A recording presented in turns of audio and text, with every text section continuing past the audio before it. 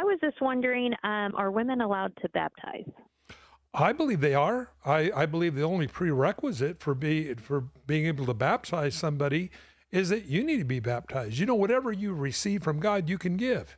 If you've been born again by the Spirit of God, you can lead somebody to Christ. If you've been baptized, you can baptize somebody. If you've been filled with the Spirit, you can lay your hands on somebody and pray that they receive the gift of the Holy Spirit.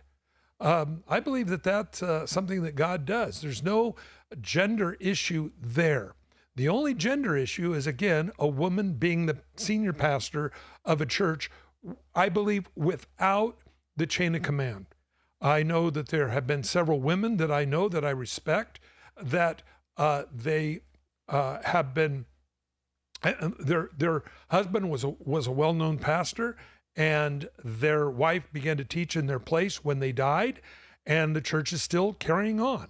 I don't necessarily have a problem with that because the senior pastor, the male, is the one that set the direction for the church. She's just carrying it on. But I think a woman, just to be a woman setting the direction for the church, I think that's where Paul talks about that in 1 Timothy. Your thoughts? Yeah, I don't see, there's no verse on it one way or the other. So where God is silent, we really shouldn't speak. I think that since it's not forbidden or even addressed in the New Testament, then I think it's fine for the woman to baptize. Like Mike said, you draw the line with a woman exercising authority over men.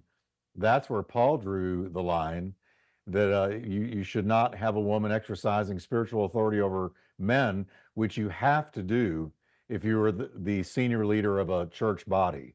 You have to exercise authority over the people there. So that's where Paul drew the line. But baptizing in water, don't see an issue with it at all, because you're submitting to water baptism based on your understanding of what it means. It has nothing to do with the instrument that's baptizing you. It's everything to do with your understanding of water baptism, buried with him by baptism into death, his death, and raised to walk in the newness of life. So understanding that and what water baptism represents, that's what's crucial, not who the instrument is who is baptizing you. So I think that's okay. Hope that helps. Yes, thank you so much. And God bless you, dear. And is there any other questions that you have? No, thank you. That was it. Okay. Well, Chelsea, again, I believe that, again, what you've received, you can give. I think that's such a wonderful thing to do. And in fact, sometimes a girl may feel more comfortable being baptized by a girl, as an example, especially one that you led to the Lord or something like that.